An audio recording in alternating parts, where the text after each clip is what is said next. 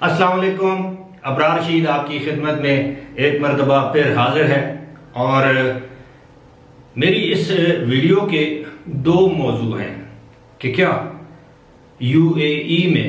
Visit वीज़े पर जाने वालों या विजिट वीज़े पर इस वक्त वो लोग जो यूएई में मुकीम हैं, क्या उनको वैक्सीन लगाने का कोई प्रोग्राम शुरू किया गया है? अगर नहीं किया गया तो उसकी वजूहात क्या हैं? और जो लोग वहाँ के मुस्तकिल रहायशी हैं, यानी जो परमानेंट रेजिडेंट हैं या यूएई के रेजिडेंट्स हैं,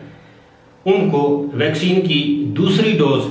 लगवाने में क्या क्या मुश्किलात दरपेश हैं। लेकिन उससे पहले मेरा आपसे एक सवाल है। आप जब भी मेरी ये वीडियो देखें तो उसके कमेंट में मेरे इस सवाल का जवाब ज़रूर दें। एक दिलचस्प सा सवाल है कि वो कौन सा पाकिस्तानी टेलीविज़न एंकर है जिसको बाकी एंकर या जर्नलिस्ट गीला तीतर के नाम से पुकारते हैं या उसको जानते हैं। आप यकीन कीजिए कि काफ़ी दिनों की तगो दो के बाद मुझे मालूम हुआ कि ये गीला तीतर नामी एंकर कौन है और इसकी गीले तीतर की वजह से या इसकी वजह शोहरत गीला तीतर क्यों है। मैं इसको जर्नलिस्ट या सहाफ़ी इसलिए नहीं मानता कि मैं नहीं समझता कि सहाफ़त के लिए इसका कोई बड़ा किरदार है या कोई खिदमात है। बहुत से टेलीविज़न पर जो एंकर्स आपको नज़र आते हैं उनका सहाफ़त से दूर दूर तक कोई ताल्लुक या वास्ता नहीं, और बहुत से एंकर्स ऐसे हैं जिन्होंने सहाफ़त से अपनी ज़िंदगी का या अपनी पेशा वराना ज़िंदगी का आगाज़ किया और आज वो मुल्क के मारूफ तरीन एंकर्स में से एक हैं या मारूफ तरीन एंकर्स में उनका शुमार होता है। बहरहाल इस गीले तीतर एंकर के हवाले से आप मुझे ज़रूर कमेंट्स में बताइएगा कि ये गीला तीतर एंकर कौन है। अब मैं आता हूँ अपने मौज़ूआत की जानब कि सबसे पहले तो ये है कि क्या यूएई में जो विजिटर्स हैं, जो टूरिस्ट वीज़े पर इस वक्त यूएई में लोग मौजूद हैं, जो 3-3 महीने का वीज़ा लगवा कर चले जाते हैं अपने अहल खाना से मिलने के लिए, वालिदैन अपने बच्चों के पास चले जाते हैं, बच्चे अपने वालिदैन के पास चले जाते हैं, बहन भाई के पास, भाई बहन के पास, इस तरह, तो क्या उनको वैक्सीन लगाई जा रही है? इस हवाले से मैं आपको एक वाक़या कोट करता हूँ। आजकल यूएई में वहाँ के जो व्हाट्सएप ग्रुप्स हैं, फेसबुक ग्रुप्स जो हैं, उनमें एक फेक खबर की तशहीर की जा रही है। उसमें बाकायदा एक वेबसाइट या एक लिंक भी दिया गया है जिसमें ये दावा किया गया है कि अब रास अल खैमा में जो टूरिस्ट हैं, जो विजिटर्स हैं, उनको भी वैक्सीन लगाई जा रही है और बिल्कुल मुफ्त लगाई जा रही है। इसी तरह का एक मैसेज पढ़ के दुबई से दो अफराद, यानी एक इंडियन कपल जिनकी उम्रें जो बताई गई हैं वो 70 साल से ज़ायद हैं, यानी बुजुर्ग दो अफराद कपल मियाँ बीवी, वो दुबई से तकरीबन 1 घंटे की मुसाफत या फासला तय करके रास अल खैमा पहुँचे तो उस हॉस्पिटल जिसका उस व्हाट्सएप मैसेज में एड्रेस दिया गया था या लिंक में जिसका नाम बताया गया था, जब वो उस हॉस्पिटल पहुँचे तो गेट पर ही वहाँ के सिक्योरिटी वाले ने उनको रोक लिया और उनसे बजाय इसके कि वो कहते कि हम किस लिए आए हैं, उस सिक्योरिटी वाले ने उनसे पूछा कि आप वैक्सीन लगवाने के लिए आए हैं? उन्होंने कहा जी हाँ। कि आप ये विजिट वीज़े पर हैं यहाँ पर? उन्होंने कहा जी हाँ। उन्होंने कहा जी कि यहाँ पर विजिट वीज़े वालों को वैक्सीन नहीं लगाई जाती। और जब इसकी छानबीन की गई, पड़ताल की गई, जाँच पड़ताल की गई सारे मामले की, तो पता ये चला कि उस दिन उनसे पहले, यानी वो जो बुजुर्ग मियाँ बीवी थे, उनसे पहले दर्जनों अफराद वहाँ पर आ चुके थे जो विजिट वीज़े पर थे और उन्होंने वही व्हाट्सएप का मैसेज देखा, बगैर तहकीक किए वहाँ पर पहुँच गए वैक्सीन लगवाने के लिए और उनको पता ये चला कि वहाँ पर विजिट वीज़े वालों को वैक्सीन नहीं लगाई जा रही।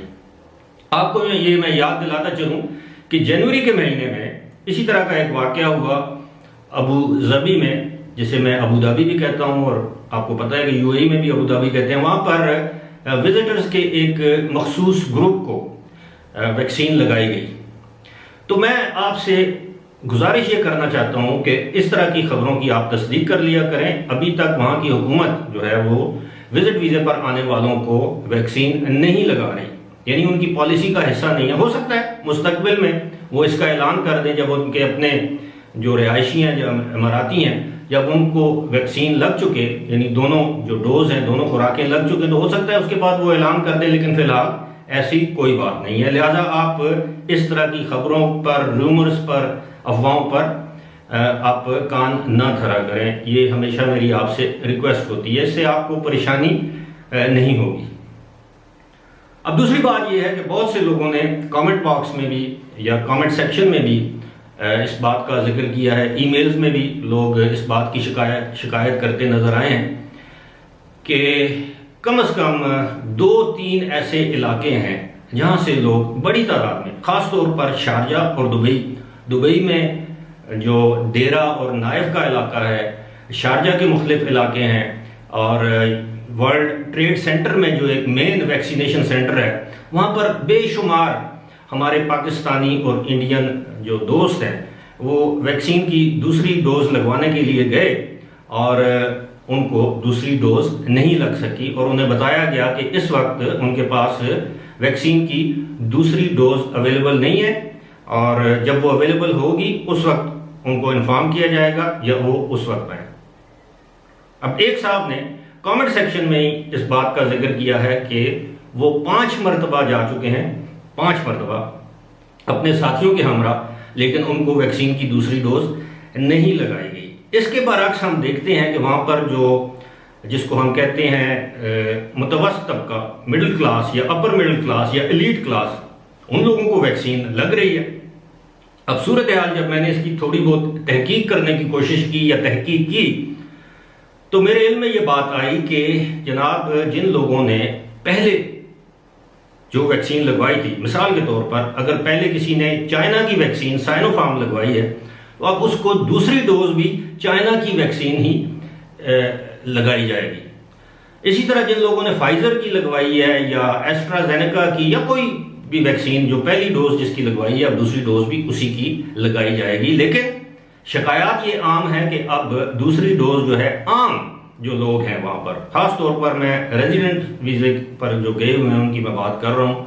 आम लोगों से मुराद मेरी वो है जो वहां पे वर्किंग क्लास है, लोअर मिडिल क्लास है, जो लेबर क्लास है। अब एक तरफ उनको कहा जा रहा है कि वो वैक्सीन की दोनों डोज जो है वो बर वक्त लगवाएं, दूसरी जानब दूसरी डोज अवेलेबल नहीं है। अब कुछ लोग जिन लोगों को आसानी से वैक्सीन की दूसरी डोज लग चुकी है वो मेरी इस बात से इख्तलाफ करेंगे, लेकिन मैं जो बात कर रहा हूं वो मैं उन लोगों की बात कर रहा हूं जिन्होंने बराह रास्त मेरे साथ राब्ता किया। कमेंट सेक्शन में आप कमेंट पढ़ते होंगे, इसी तरह मुझे ईमेल्स किए। अब डेफिनेटली सबके नाम मैं ले नहीं सकता, ना ही सबके नाम मुझे याद होते हैं। ऐसा हो सकता है कि मैं उनकी लिस्ट बना के आपको बता दूं, लेकिन ये एक हकीकत है कि इस वक्त वहां पर वैक्सीन की दूसरी डोज जो है वो बड़े पैमाने पर अवेलेबल नहीं है, दस्तयाब नहीं है, जिसकी वजह से लोगों को बड़ी दुश्वारियां और परेशानियां हैं। इसी के साथ साथ वहां की जो वजारत सेहत की तर्जुमान है डॉक्टर मरियम अल हुसनी, जो भी उनका नाम, डॉक्टर फरीदा अल हुसनी, डॉक्टर फरीदा अल हुसनी ने गुज़श्ता रोज़ ही अपनी मीडिया से बात करते हुए उन्होंने कहा था कि तमाम जो है वो रेजिडेंट्स वो अपने अपने मुल्क या किसी भी मुल्क में ट्रैवल करने से पहले अपनी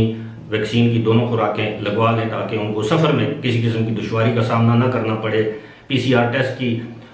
जो मुश्किल है उससे ना गुजरना पड़े, क्वारंटीन की जो मैं तो उसको मुसीबत ही कहूँगा, क्वारंटीन की मुसीबत से ना गुजरना पड़े। लेकिन दूसरी जानब हम देखते हैं कि वहाँ पर आम लोगों के लिए, मैं खवास की बात नहीं कर रहा, मैं आम लोगों की बात कर रहा हूँ, जो कि इस तरह वैक्सीनेशन सेंटर्स पे जाते हैं, सारा दिन 4-4, 5-5 घंटे इंतज़ार करते हैं, 4-4, 5-5 घंटे इंतज़ार के बाद उनको कहा जाता है कि अब ये डोज अवेलेबल नहीं है। उम्मीद है वहाँ की गवर्नमेंट इस बात पर तवज्जो देगी कि आप एक तरफ लोगों से कह रहे हैं, लोगों से अपील कर रहे हैं, लोगों को हिदायत दे रहे हैं कि वो वैक्सीन लगवाएं, दूसरी जानब आपके पास वैक्सीन की दूसरी डोज जो है वो अवेलेबल ही नहीं है। उम्मीद है इस पर वहाँ की हुकूमत या जो लोग सुन रहे हैं वो मेरे इस मैसेज को आगे पहुँचाएंगे, आगे मेरी वीडियो को फॉरवर्ड करेंगे, शेयर करेंगे, ताकि मुतल्लिका हुकाम तक किसी न किसी हवाले से ये वीडियो पहुँच जाए और आप लोगों की मुश्किलात दूर हो सकें। फिलहाल इसी के साथ मुझे दीजिए इजाज़त। खुदा हाफिज़।